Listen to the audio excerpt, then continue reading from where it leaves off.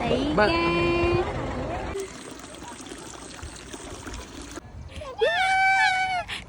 mình phải bong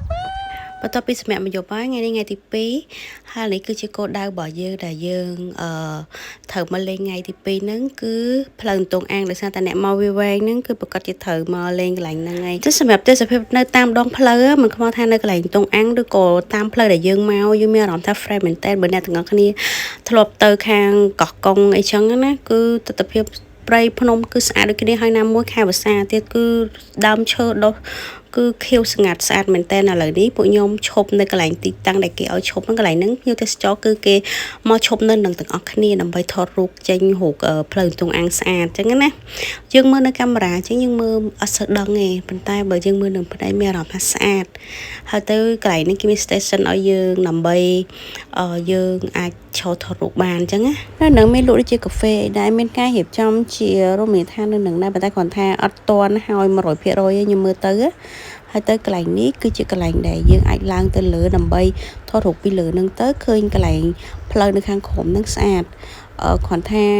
ការរៀបចំរបស់គេកំពុងតែរៀបចំខ្ញុំមើលទៅវាអត់ទាន់ថារួចរាល់ 100% ខ្ញុំមើលទៅអញ្ចឹងខ្ញុំមកថតរូបនៅនឹងទៅគោលដៅនៅនឹងគឺមានតែការថតរូបគេបើសិនជាកន្លែងញ៉ាំអីគឺមានតែកាហ្វេអីតិចតួចអញ្ចឹងទៅ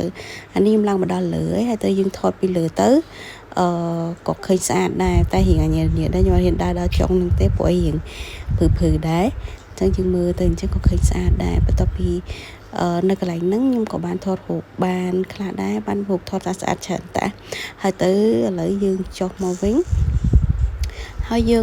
ខ្ញុំក៏បន្តដំណើរទៅមកកន្លែងទៀតយ៉ាងទៅមកម្ដុំវាវែងហ្នឹងគឺភាគច្រើនគឺយើងមើលទស្សនភាពនៅតាមដងផ្លូវអញ្ចឹងផុតពីកន្លែងហ្នឹងខ្ញុំទៅមកកន្លែងទៀតក៏តាមដងផ្លូវដូចគ្នាគឺម្ដុំហ្នឹងគឺមានជម្រាលភ្នំមានជម្រាលភ្នំ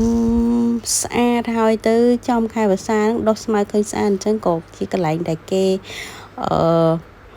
តែងតែឈប់ដើម្បីថតរូបដែរចឹងទៅដោយសារតែមិនសូវមានឡានមិនសូវមានអីចឹងអានឹងគេឲ្យយើងឈប់តែតាមពិតបើសិនជា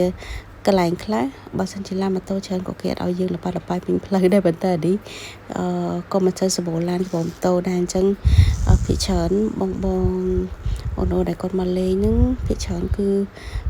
ឈរថតរូបនៅនឹងទាំងអស់គ្នាហ្នឹង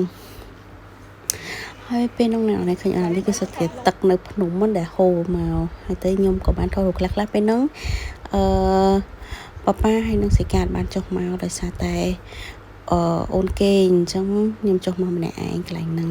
អញ្ចឹងវីដេអូមួយហ្នឹងមានប៉ុណ្្នឹងដែរជួបគ្នាវីដេអូក្រោយ